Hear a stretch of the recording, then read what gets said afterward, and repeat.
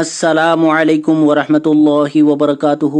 Islamic knowledge and Quran YouTube channel آپ کے لیے ریئل اسلامک ویڈیوز لے کر آتا ہے۔ اگر ابھی تک آپ نے چینل کو سبسکرائب نہیں کیا ہوا تو چینل کو فوری طور پر سبسکرائب کر لیں اور ساتھ بیل آئیکن کو بھی پریس کر لیں اور نوٹیفیکیشن آل کر دیں تاکہ ہر نئی آنے والی ویڈیو کا نوٹیفیکیشن سب سے پہلے آپ کو ملتا رہے۔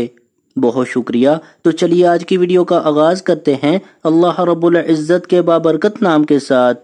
بسم اللہ الرحمن الرحیم۔ سورۃ الصافات۔ سورۃ الصافات مکی سورت ہے، اس میں 182 آیات ہیں۔ تعارف: صافات کا معنی ہے صف باندھ کر کھڑے ہونے والے فرشتے۔ سورۃ الصافات کا آغاز اللہ تعالی نے فرشتوں کے مختلف اوصاف بیان فرما کر کیا ہے۔ اسی مناسبت سے اس سورت کا نام سورۃ الصافات ہے۔ سورۃ الصافات کا خلاصہ توحید، رسالت اور آخرت کا بیان اور مشرکین کے غلط عقائد کا رد ہے۔ مضامین: سورۃ الصافات میں مشرکین کے اس عقیدے کو غلط قرار دیا گیا ہے جس کی روح سے وہ کہا کرتے تھے کہ فرشتے اللہ تعالی کی بیٹیاں ہیں۔ یہی وجہ ہے کہ اس سورت کا آغاز فرشتوں کے اوصاف سے کیا گیا ہے۔ اس کے بعد اس سورت میں آخرت میں پیش آنے والے حالات کی منظر کشی فرمائی گئی ہے۔ کفار کو کفر کے ہولناک انجام سے ڈرایا گیا ہے اور انہیں متنبہ کیا گیا ہے کہ ان کی تمام تر مخالفت کے باوجود اس دنیا میں اسلام ہی غالب آ کر رہے گا۔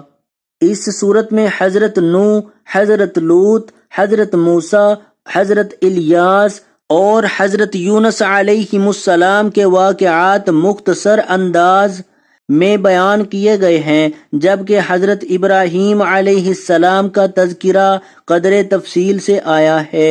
اللہ تعالی نے حضرت ابراہیم علیہ السلام کو اپنے بیٹے حضرت اسماعیل علیہ السلام کو ذبح کرنے کا جو حکم دیا تھا، وہ انہوں نے قربانی کے جس جذبے سے اس حکم کی تعمیل کی تھی، اس کا ذکر تفصیل سے اس صورت میں کیا گیا ہے۔ اس ضمن میں حضرت ابراہیم علیہ السلام کے دوسرے بیٹے حضرت اسحاق علیہ السلام کا بھی ذکر آیا ہے۔